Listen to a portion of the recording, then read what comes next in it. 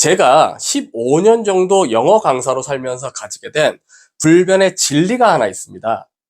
바로 세상에는 공부를 못하는 학생은 없다. 단지 공부를 안 하는 학생만 있을 뿐이다. 입니다. 결국 학업 성적의 차이란 학생이 공부에 시간을 얼마나 투자하는가의 차이일 겁니다. 물론 성적과 공부 시간이 정비례하는 것은 아니고 같은 시간 동안 얼마나 집중하고 이해했는지의 효율성이 중요한 건 맞습니다. 하지만 공부를 시작조차 하지 않는다면 효율성에 대해서 논하는 것은 의미가 없을 겁니다. 오늘은 어떻게 하면 우리 아이들이 스스로 공부를 시작하게 할 수 있는지에 대해 알려드리겠습니다. 자, 시작합니다. 우선 자기주도 학습에는 세 가지의 중요한 구성 요소가 있습니다. 바로 동기, 인지, 행동인데요. 아이가 공부하게 만드는데 저희가 도와줘야 할 것이 바로 이 세 가지 구성 요소의 조절입니다. 다시 말해, 먼저 우리 아이들의 동기 조절, 인지 조절, 행동 조절 중 어떤 구성 요소에서 어려움이 있는지를 먼저 파악하고 각 요소에 맞는 자기주도 학습 전략을 세워줘야만 합니다. 그러면 첫 번째로 동기 조절 부분에 대해서 한번 알아볼까요? 이 상태는 학습 의욕이 전혀 없는 상태로 우리 아이의 학습에 걱정이 많으신 대부분의 학부모나 교육자가 넘어야 할 첫 번째 큰 벽일 겁니다. 우선 학습 동기에는 흥미나 관심, 성취감, 주변의 분위기, 배움의 기쁨 등의 내재적 동기가 있고요. 칭찬, 인정, 보상, 사회적 압력, 벌 등의 외재적 동기가 있는데요. 일반적으로 우리가 아이들에게 가장 많이 사용하는 동기는 뭐 하면 뭐 해줄게, 아니면 안 하면 뭐 없어 등과 같은 외재적 동기일 겁니다. 물론 외재적 동기가 전적으로 나쁘다라는 것은 아닙니다. 아이가 처음 학습에 대한 실천 경험을 하는 데 있어서 분명 외재적 동기가 중요할 수도 있습니다. 하지만 아시는 바와 같이 계속적인 동기부여를 위해선 더 큰 보상이 주어져야만 하고 꾸준한 학습 습관과 연결되기가 힘든 게 사실입니다. 따라서 성공적인 자기주도 학습을 위해선 아이 스스로가 내재적 동기에 의한 학습을 해야만 합니다. 그럼 우리 부모나 교육자가 어떻게 아이들의 내적 동기를 유발하게 할 수 있을까요? 두 가지만 실천하시면 됩니다. 바로 라포 형성과 함께 해보기입니다. 라포란 상호 신뢰관계를 의미하는 심리학 용어인데요. 상담과 코칭에서 가장 중요한 열쇠입니다. 다시 말해 아이와 서로 공감대, 이를테면 서로의 관심 분야나 감정, 경험, 사고 등의 관심을 가지고 서로를 이해해 나가는 과정이 필요합니다. 만약 아이나 학생과의 라포가 형성이 되었다면 어떤 부분이 이 아이의 동기부여에 도움이 되는지 눈에 서서히 보이기 시작할 것이고요. 이후 학습 코칭은 굉장히 수월해집니다. 그리고 형성된 라포를 바탕으로 학습 코칭을 이어가시면 됩니다. 예를 들면 아빠가 예전에 재밌게 읽었었던 책인데 이 내용이 기억 잘 안 나네. 이번에 우리 아들이랑 같이 한번 읽어보고 싶은데 어때? 와 같이 흥미나 관심을 유발해주고 함께 공부하는 분위기를 만들어낼 수 있습니다. 그리고 다음엔 아이에게 도서 추천을 부탁해보는 것도 아이의 성취감에 큰 도움이 됩니다. 결국 아이와의 라포 형성 이후에 공부에 도움이 되는 것을 함께 해봄으로써 아이의 내적 동기 형성에 도움을 줄 수 있습니다. 두 번째 조절 단계는 인지 조절 단계입니다. 이 단계는 학습 의욕은 있지만 어떻게 공부해야 하는지를 모르는 경우입니다. 안타깝죠?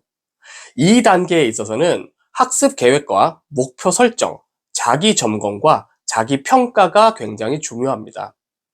특정 과목에 대한 구체적인 학습법인 암기법, 집중력, 노트 필기법 등은 사실 전문가의 도움이 필요한 부분도 있고 제가 할 말이 많기 때문에 이후에 따로 영상을 제작해 알려드리겠습니다. 자기주도 학습의 시작을 위한 간단한 방법으로는 학습 플래너 작성하기를 추천드립니다. 수능 만점자들의 인터뷰 내용을 보시면 딱 한 가지 공통점이 있는데요. 바로 학습 플래너를 잘 작성했다는 겁니다. 플래너는 복잡할 필요가 전혀 없고요. 딱 3가지 사항만 매일 확인하시면 됩니다. 첫 번째는 계획하기인데요. 무엇을 몇 시부터 몇 시까지 할 것인지에 대해서 구체적으로 작성하는 겁니다. 두 번째는 실천 사항의 확인인데요. 계획을 했던 것에서 실천을 한 것과 실천을 못한 것이 무엇인지 매일매일 잠자기 전에 체크하는 겁니다. 그리고 세 번째는 보충하기인데요. 실천하지 못한 부분에 대한 이유를 반드시 고민해보고 언제 보충을 할 것인가를 결정하고 그리고 보충 실행에 옮기는 겁니다. 이렇게 3가지 사항을 주 단위로 진행을 하고 실천 가능성을 높이기 위해서 수정해 나가면 끝입니다. 간단하죠? 몰라서 안 하는 건 용서가 되지만 알면서도 안 하는 건 직무유기, 용서할 수 없죠. 바로 자기주도 학습 전략의 마지막 단계인 행동 조절, 다시 말하면 학습 실천의 단계입니다. 학습에 대한 동기도 있고 어떻게 공부해야 하는지도 어느 정도 알지만 실행하지 않는 이런 얄미운 경우엔 어떻게 해야 할까요? 이런 경우 아이와 함께 시간, 장소, 친구, 취미 등과 같은 실천을 방해하는 요소와 목표, 선생님과 같은 도움을 주는 요소를 먼저 구체적으로 정의해 봐야 합니다. 그리고 나서 실천 방해 요소를 최대한 줄일 수 있는 적합한 환경을 선택하고 구조화해야 합니다. 적합한 환경이란 관리형 독서실, 보습학원, 공부방 등으로 필요한 부분에 직접적으로 도움을 줄 수 있는 선생님을 적극 활용할 수 있습니다. 그리고 아이에겐 질문과 같은 도움 요청, 그리고 스스로 관련 정보를 찾아가는 정보 탐색, 복습을 통한 자료 검토의 3가지 행동을 스스로 반복할 수 있게 조력함으로써 자기주도 학습을 완성할 수 있습니다. 여기서 주목할 부분은 학습 의욕이 없는 동기 조절 단계에 있는 아이가 학원과 같은 외부 학습 환경만으로는 도움을 받기 힘들다는 부분입니다. 따라서 교육자의 학생과의 라포 형성 역량이 굉장히 중요합니다. 마지막으로 제가 알려드릴 자기주도 학습 실천 과제는 바로 그라운드 룰 만들기입니다. 학습 코치와 학생이 효과적인 학습을 위한 약속을 함께 만들어 보는 건데요. 지금부터 알려드리는 방법대로 아이와 함께, 학생과 함께 한번 만들어 보세요. 첫 번째로 학습에 도움이 될 수 있는 함께 지키면 좋은 약속을 한두 가지 정도 코치님과 학생이 각각 종이에 적어 봅니다. 예를 들면 수업 시간에 집중할게요. 숙제를 반드시 해갈게요. 수업에 지각하지 않겠습니다. 휴대폰 사용을 줄일게요. 등이 될 수 있겠죠. 두 번째로는 자신이 적은 약속을 서로에게 소개하고 구체적인 행동을 함께 이야기해 보는 겁니다. 예를 들면 수업 시간에 집중하려면 졸지 않아야 할 텐데 졸지 않기 위해선 밤에 일찍 잠을 자야 될 거고 일찍 잠을 자기 위해선 자기 전에 휴대폰 사용을 줄여야겠다 등등등 구체적인 실천 행동을 얘기해 보는 겁니다. 그리고 세 번째로는 개별적으로 제안한 약속들을 통합하여 전체 그라운드 룰을 만들고 선포하는 시간을 반드시 가지셔야 합니다. 그리고 마지막 네 번째는 정해진 약속 키워드를 크게 적어 곳곳에 배치하여 지속적으로 확인 가능하게 하는 겁니다.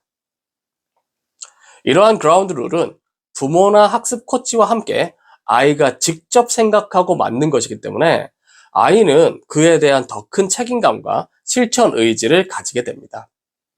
오늘은 스스로 공부하지 않는 우리 아이들의 자기주도 학습 요소의 단계에 따른 실천 전략을 말씀드렸습니다. 학습자의 자기주도 학습 능력 수준을 고려하여 차별화된 교육 활동이 제공되지 않는다면 그 효과는 반감될 수밖에 없습니다. 따라서 먼저 우리 아이의 자기주도 학습 능력을 충분히 고려, 검토하고 그에 맞는 학습 전략을 실천해 보는 걸 추천드립니다. 제가 평소에 좋아하는 명언을 하나 소개해 드릴게요. Insanity is doing the same thing over and over again and expecting different results. 알버트 아인슈타인.